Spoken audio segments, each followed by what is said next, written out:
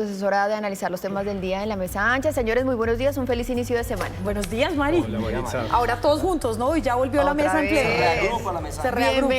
Bienvenido, Julio César, Los que no estaba en las extraño elecciones en Argentina. No. Estaba en otra cosa. Bueno, y vamos a hablar justamente de eso, de las elecciones en Argentina, y vamos a arrancar por Julio César, porque Julio César se define también a él mismo como libertario, que es esa misma tendencia económica del nuevo presidente de Argentina, Javier Milei.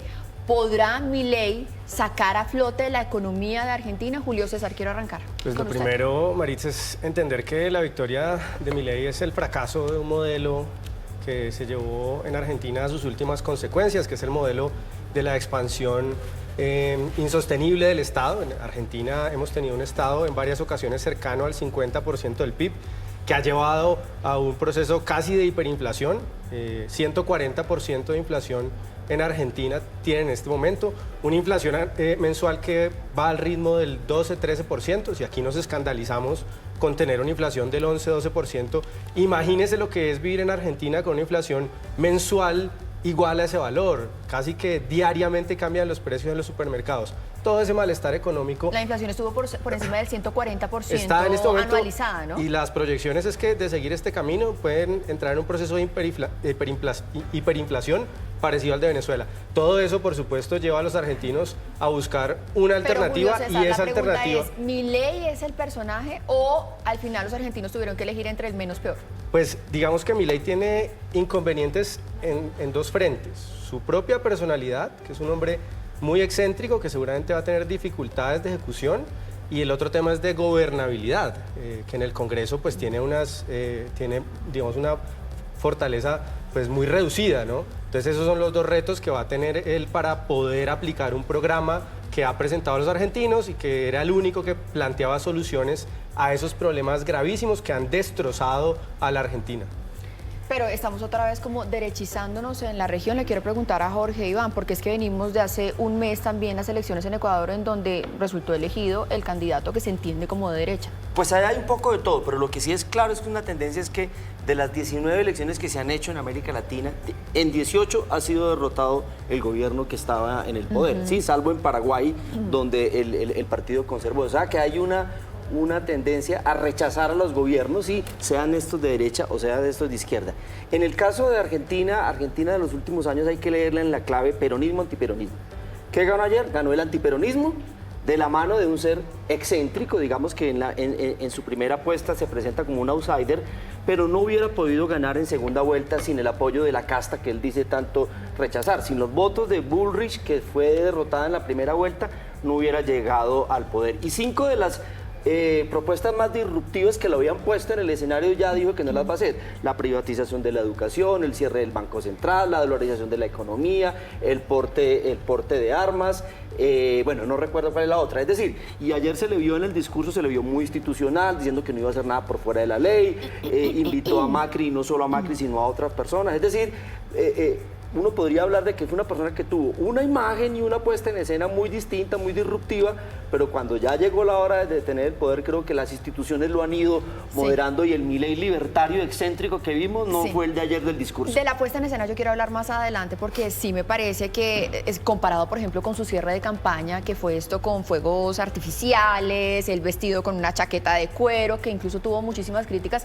Ayer parecía esto como la sala de prensa de la Casa Blanca, pero yo quiero hablar ahora del tema de la relación que va a tener Argentina con Colombia y este nuevo panorama que se está armando en las relaciones internacionales de nuestro país, porque es que el presidente Gustavo Petro no bajó a Milei de que era un ultraderechista libertario, que era una tristeza para Argentina que haya sido elegido, que era una barbarie, lo comparó con Videla, con Pinochet y hasta con Hitler.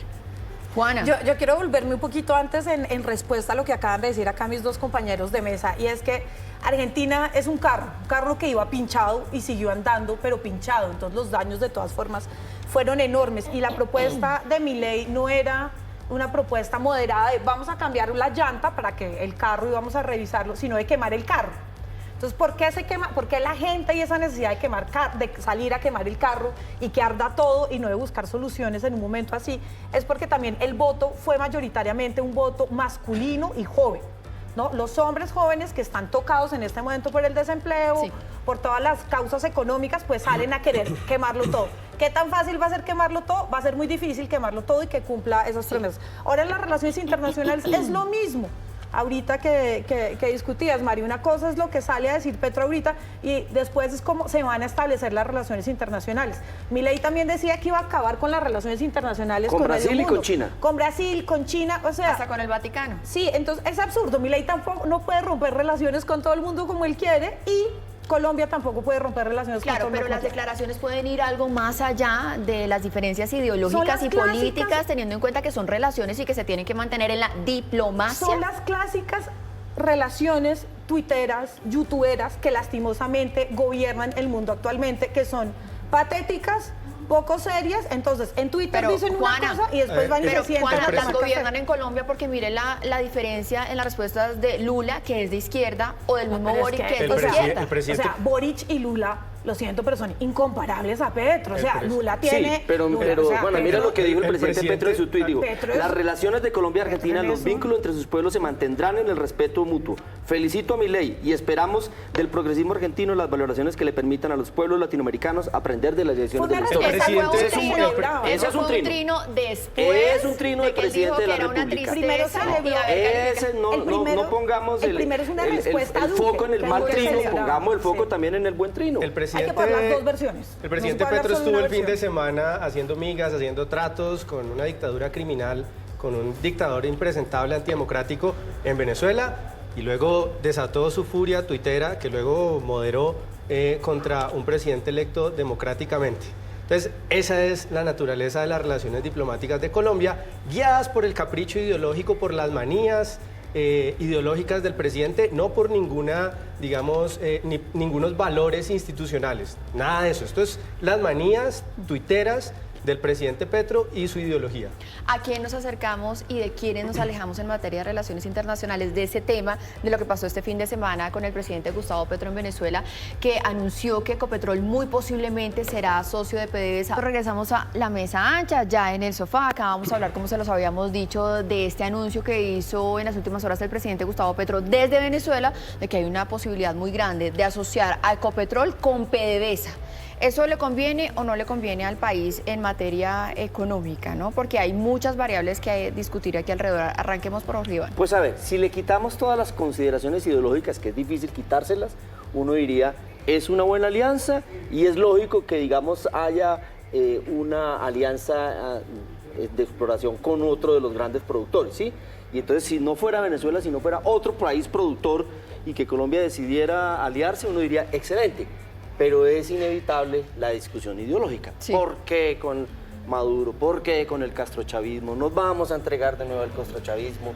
Pero- Y, sí, sí. y parecería incoherente con el hecho de que en Colombia se promueve la transición energética, no habría exploración, no había explotación, pero por fuera sí. Entonces Claro yo que sí. creo que hay como varios elementos, pero si limpiamos de asperezas ideológicas, leyendo por ejemplo lo que dice Amílcar Acosta, el ministro de Minas, dijo es lo que habría que hacer, una alianza energética, incluso no solo de Colombia y Venezuela, sino con todos los países productores de petróleo en América Latina, como pueden ser Ecuador, México, Brasil, Colombia y Venezuela Claro. principalmente. Pero Jorge Iván, entonces pongamos estos dos elementos sobre la mesa. El primero, el tema de esa paradoja de lo que ha dicho el presidente Gustavo Petro, que ha dicho que más o menos el petróleo es el exterminio de la humanidad. Entonces en Colombia sí, pero en Venezuela no. Y el segundo, muy importante, es que PDVSA no solamente es que hace parte del régimen castrochavista de Nicolás Maduro, sino que es una empresa que está en la lista Clinton. Entonces, Juana y Julio César. acuérdense que hace 2 semanas estuvimos hablando también de este tema, ¿no? De la explotación petrolera y de cómo se levantan con Estados Unidos las sanciones a Venezuela para que se puedan hacer este tipo de acuerdos y de colaboraciones, porque no estamos hablando tampoco de cualquier país, ¿no? Estamos hablando de una de las más grandes reservas petroleras del mundo, cosa que Colombia lastimosamente no es. ¿No? Nosotros somos un pequeño país petrolero, somos un país mucho más pobre en ese tipo de recursos de lo que nos imaginamos. Entonces, la transición energética, hay que financiarla. Entonces, habíamos tenido esta misma discusión hace 15 días. Hay que financiarla y cómo se financia en este momento. Entonces, estamos en esa paradoja del mundo de tenemos poco tiempo para extraer petróleo y para vender petróleo, porque el resto de países están haciendo la transición energética, pero necesitamos plata para hacer la transición energética, ¿no? Entonces, digamos que Colombia, pues claro, ahí entran estas tensiones ideológicas que pues Italia está haciendo negocios con Venezuela, España está haciendo negocios con Venezuela, Estados Unidos está levantando las sanciones para también hacer negocios y esta es una de las grandes críticas, ¿no?, que se hacen y que hacemos desde diferentes orillas, y es hasta qué punto se negocia con los regímenes autoritarios en los que ni siquiera se pueden presentar los candidatos de oposición a las elecciones presidenciales porque están censurados por el mismo gobierno, ¿no? Sí. Juana, pero mira que digamos se ha afectado el tema. Hoy Colombia más o menos produce 780 barriles al día y Venezuela con el levantamiento de las sanciones está cerca de 800. O sea que de alguna manera hoy estamos muy a la par, de tal suerte que es una gran empresa. sin Lo que podríamos es consideraciones llegar a darle ideológicas. oxígeno al régimen de Nicolás Maduro. Más bien con esto, Julio Sí, César, me esto toca darle la es palabra a usted. descabellado. Quitando la parte ideológica, lo primero que usted mira cuando va a hacer un negocio con alguien es que esa persona no sea un ampón, que no sea un ladrón, que sea una persona honesta. Lo mismo con las empresas. A la hora de usted invertir en otra empresa, que es lo que está proponiendo el presidente Petro, que Ecopetrol invierta en Venezuela, en PDVSA, lo primero que tiene que ver es lo que llaman los expertos el gobierno corporativo, pues que no esté invirtiendo en una organización corrupta o criminal. Y eso es exactamente lo que es PDVSA, una organización que la han convertido en un aparato criminal para saquear el dinero, los recursos de los venezolanos, Sí, no y por Julio eso... César, eso no es una percepción, de verdad PDVSA está en la lista Clinton. Y es que quienes se asocian con empresas que están en la lista Clinton también tienen problemas Digamos, legales, digamos, para PDVSA opera para poder operar en Estados un Unidos. levantamiento de las sanciones de Estados Unidos facilitaría un Eso- acuerdo Pero eso no- ese PDVSA. levantamiento que está funcionando en este momento por 4 meses no significa que en todo caso ninguna empresa que esté asociada con PDVSA puede negociar con Estados Unidos, No. distribuir o vender el Que petróleo levante o la las gasolina sanciones. en Estados Unidos. Que levante las sanciones, Maritza, no significa que PDVSA deje de ser un aparato criminal. Es que tiene centenares de casos de corrupción. Han destruido la compañía durante los últimos 20 años, básicamente robándole. Esto está comprobado por diferentes fuentes, organizaciones, etcétera. Y el robo continuado que le están haciendo a Ecopetrol, Seguramente hay digamos, casos. ¿no sería también una seguramente afectación hay casos de reputacional? corrupción, como en todas las empresas grandes del mundo, hay casos de corrupción en Ecopetrol, pero lo de PDVSA es diametralmente distinto, es ya en una escala diferente. Han Corrupción saqueado- sí, pero no así. No, Juana, no. Nadie está defendiendo la corrupción, por favor, no ponga esas palabras en mi boca. Estoy diciendo que en todas las empresas hay casos, seguramente empresas de este tamaño, seguramente hay casos de corrupción.